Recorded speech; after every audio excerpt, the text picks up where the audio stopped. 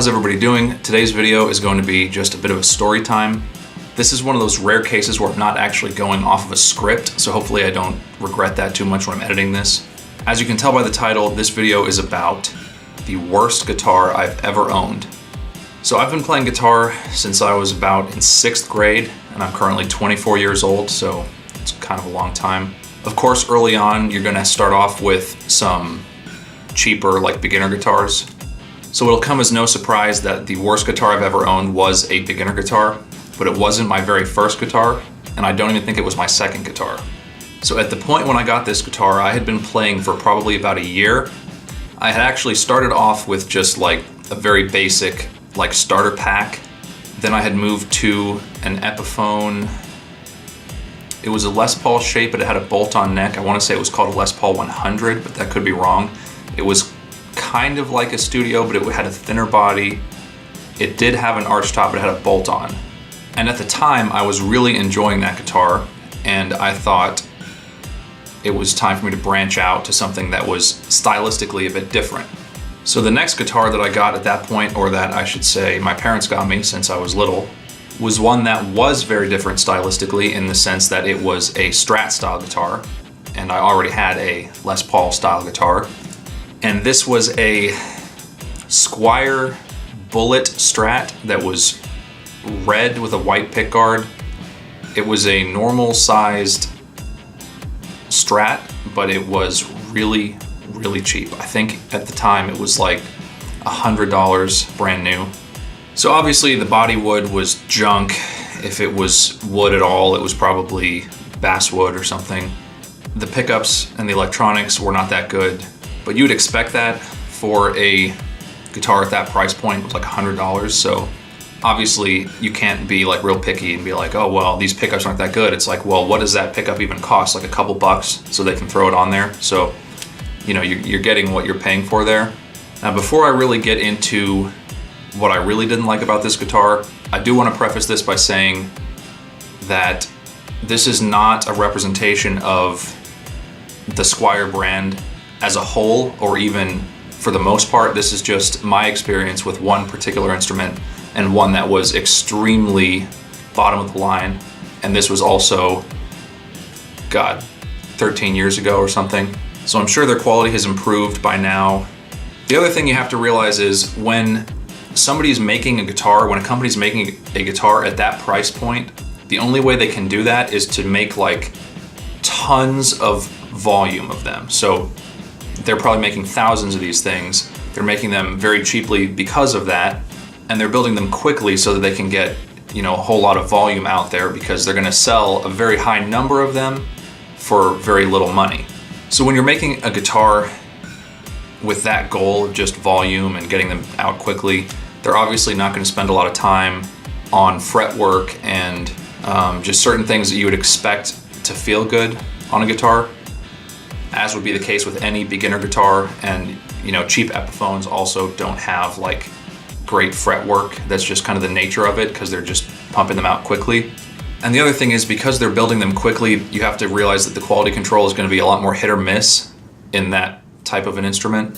So you probably have a good chance to get one that actually feels pretty good, and then you also have a chance to get one that doesn't feel that good. And on this particular guitar, it was really bad.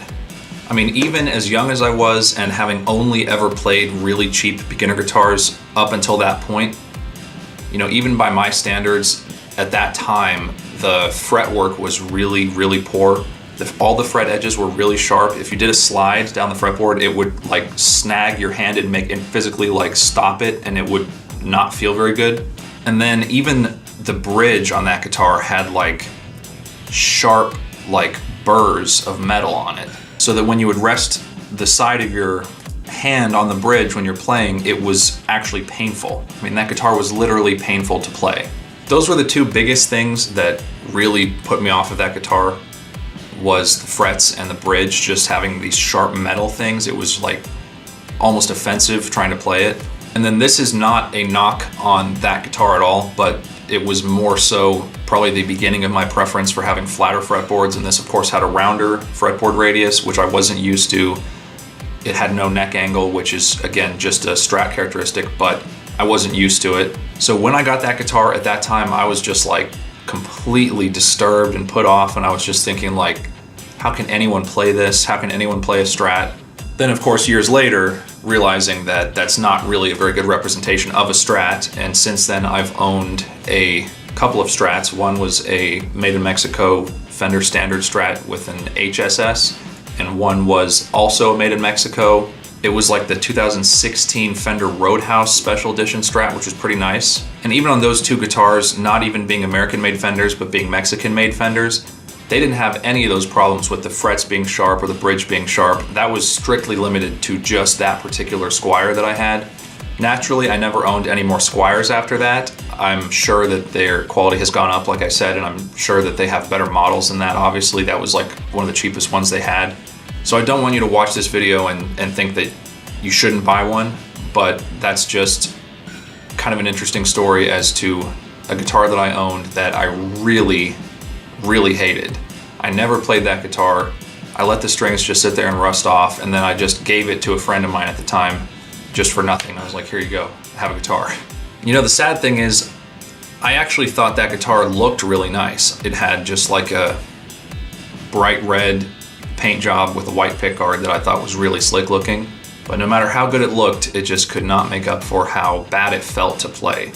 And then to go on to a little bit more of a broader point, with any of those, you know, secondary brand like, you know, Gibson to Epiphone or Fender to Squier, with any of those brands that are supposed to be like the cheaper version of a licensed kind of, you know, instrument name to get you into the brand, that's what they're for. They're supposed to get you into the brand. And I had 2 or 3 good experiences with Epiphones very early on that made me into the Gibson brand. And I had this one really bad experience with a Squier that made me not even consider to buy a Fender for like the next decade. I eventually did, but it took me a long time to kind of break through that perception that I had from that initial Squier that just was really off-putting. So in the sense of that, I don't think they accomplished very much with that beginner instrument, because it made me like not even want to go near that brand for a while. And that being said, I'm currently considering getting a standard Telecaster or an FSR like Butterscotch Telecaster. I think obviously a Mexican Fender is not going to have any quality control problems, so I'm really seriously considering that right now. So obviously one bad experience is not indicative of an entire brand or style or even a sub-brand. You know, I'm sure there's plenty better Squiers out there than the one that I got. But there you go, that's just a little bit of a story time for you guys. I do have a handful of products that I would like to review pretty soon. Do some comparisons maybe, some pedals, some pick reviews. I have a new amp that I haven't even talked about yet that's really exciting. I've just been going through something lately where I've been having to work a ton, and I haven't been able to put the time into editing that sort of video where you need to have like the perfect audio and everything like that. So it's coming soon, as well as I may have a couple more clips from that jam session that I had with my uncle with my cousin. If you haven't already, check out that video. It's called Behold the Dirty Diapers. It's the one right before this one on my channel. And let me know in the comments if you've had any really bad experiences with a particular guitar that you've owned. It would be interesting to hear. Just comment down below if any guitars that you got, they could be beginner guitars or even nicer guitars that were just kind of a letdown to you. I think that'd be interesting to hear about. If you like this video, don't forget to share it and subscribe, and I will see you guys next time.